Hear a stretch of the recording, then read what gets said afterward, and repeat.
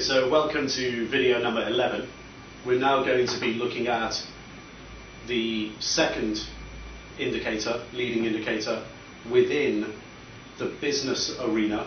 So before we move on to the all-important consumer, we're going to look at the brother, if you like, of the ISM manufacturing report on business, which is the ISM non-manufacturing report on business, or sometimes called the NMI. Now, the non-manufacturing report on business covers the service sector, which makes up 80% of the US economy, and the manufacturing sector, which we looked at in video 10, makes up 20% of the US economy. We've already explained pretty much the reasons why we place a little bit more importance on the ISM manufacturing report on business over the non-manufacturing report on business. But that doesn't mean the NMI is not important. The non-manufacturing index is actually very important because services clearly make up a large portion of US businesses. So we have to look at the NMI in tandem with its brother, if you like, the manufacturing report on business, the ISM. So when you look at both of them together, you're going to get a very, very clear picture of the health and the outlook for the US economy, and therefore potentially the global economy, because the US actually makes up a significant proportion of that. So remember, we're looking here at the US, Europe and China, but at the moment we're still in US businesses before we move on to the all-important US consumer. So taking both of these leading indicators together is going to help you with your positioning in generating your trade ideas in your portfolio for positioning your direction, whether you're going to be long, short or market neutral.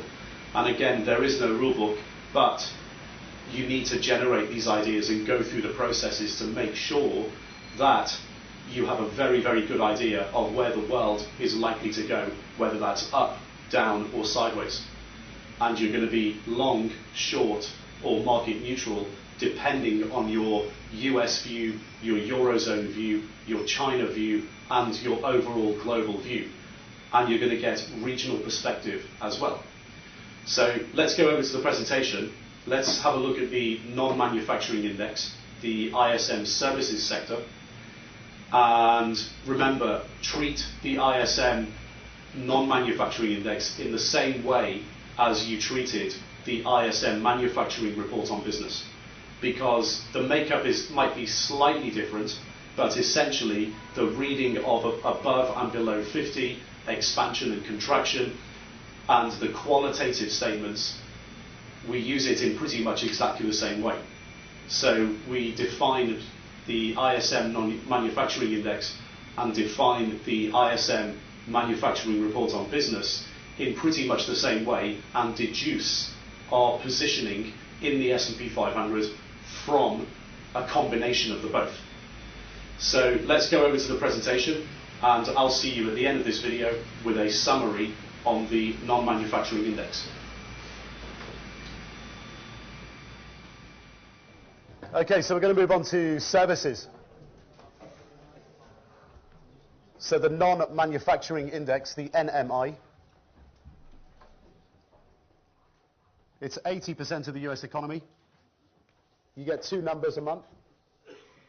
You get a preliminary number around the middle of the month, and at the end of the month, you get a final number, which is the official number. So the prelim number gives you a guide as to what's going to be reported at the end of the month. You treat it exactly the same way as the ISM manufacturing number. If it's above 50, it's growing. If it's below 50, GDP contraction predicted 12 months before. But specifically, the makeup composition of the index is slightly different. So now we're looking at services. What do we get? 4 areas, equally weighted. Business activity, new orders, deliveries, and inventories.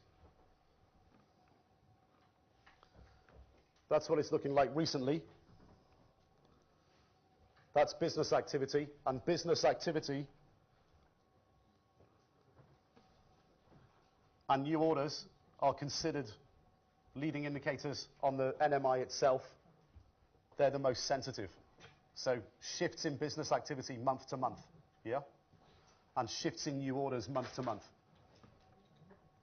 Now don't forget, the NMI is not real goods bought and sold. So this is the second reason why we prefer to use the manufacturing index over the services, because services can just literally be a contract between a legal professional and an accountant. It's not necessarily a real good bought and sold, a real product. So there can be a lot of noise around it, but it still is incredibly predictive. So that's 2008 to now. Business activity, 97. New orders since 97. Deliveries since 08. Inventory since 08. You're going to get the spreadsheets. Go back, change the charts, go back as far as you can. Get practice just creating the charts from the data and getting an appreciation of what this thing does over business cycles. You treat it in exactly the same way as the ISM, but it's just services, not real goods bought and sold. Yeah?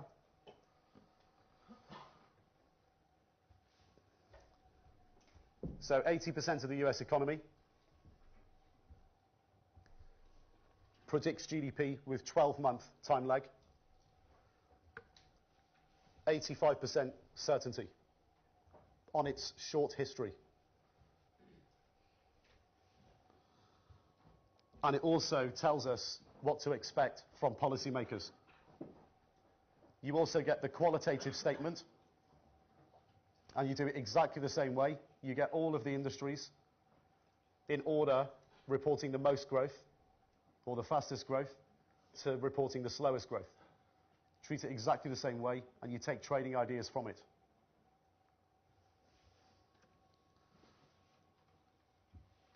Why is it important? Predicting GDP, obvious. Predicting stock market returns, obvious. Predicting the business trends in a particular industry, not so obvious, but you can read between the lines. Try to translate into trading language what the guys are actually saying in the report, same as the ISM.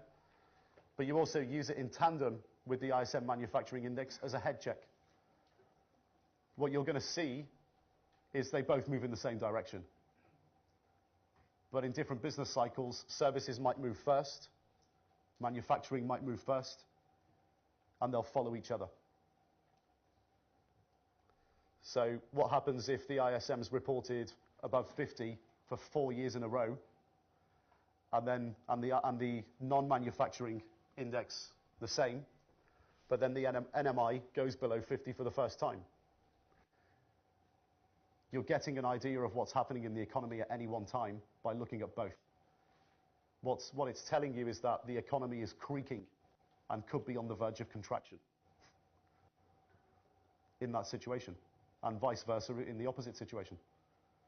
If the ISM manufacturing index was reported below 50 for a year in a row, for 12 months in a row, and contraction, the rate of contraction slows for the first time in a year in the non-manufacturing index, you're going to get a very quick idea of what's happening in the world.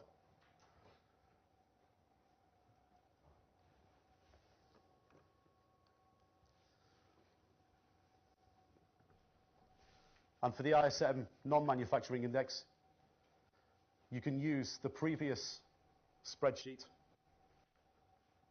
called the ISM Historical Data Master Summary. You can fill that out in the same way using the ISM non-manufacturing index. And what it will spit out is a results which tell you what's going to happen.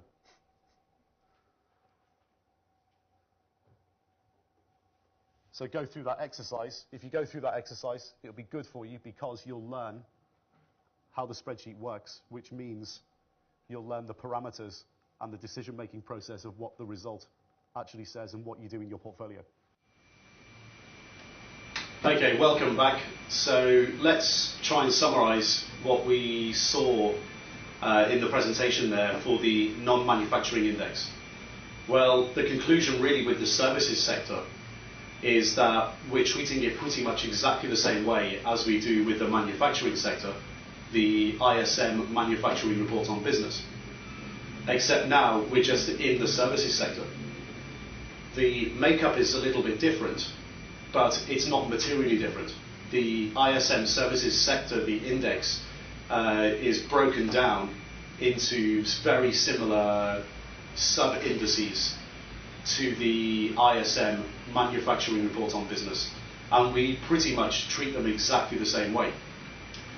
Now, what you need to take away from this really, within the PMIs and within US businesses, is that you really need to become a student of purchasing manager indices, because once you become a student of PMIs, what you're actually becoming a student of is the biggest principle of all in trading, which is attempting to predict the future. So what I want you to really do now you've got to this stage, is to actually go to those websites. Go to the ISM website and download the data. You know, we've got the downloads for you next to the videos, which is okay. You know, that's a shortcut for you. But really, you need to be going to these websites yourself and downloading the data and drawing your own charts and correlating them with the S&P 500, correlating them with GDP, even going as far as correlating them with earnings, and in particular sectors and stocks. So, you know, that's taking things to the next level. What I'm showing you here is really the introduction to the thought processes and the indicators that are really important. Now you've got to go away and teach yourself. You've got to become a student of PMIs, not just in the United States, but also in the UK, Europe, in Asia. Once you become a student of the PMIs, you're becoming a student of the biggest principle of all, which is predicting the future as a professional trader, deducing what the future is going to look like by interpreting the numbers correctly, and then turning that interpretation into real hard dollars. So now we're going to move on to the all-important consumer. The consumer is important because the US consumer makes up over 2/3 of the US economy, consumer spending that is. So what we do is we use PMIs, the ISM and the non-manufacturing index, in conjunction with the most important consumer sentiment indicator in the world, which is the University of Michigan Consumer Sentiment Index. So let's move on to the next video, and I'll see you at the introduction in the next video on the University Consumer Sentiment Index.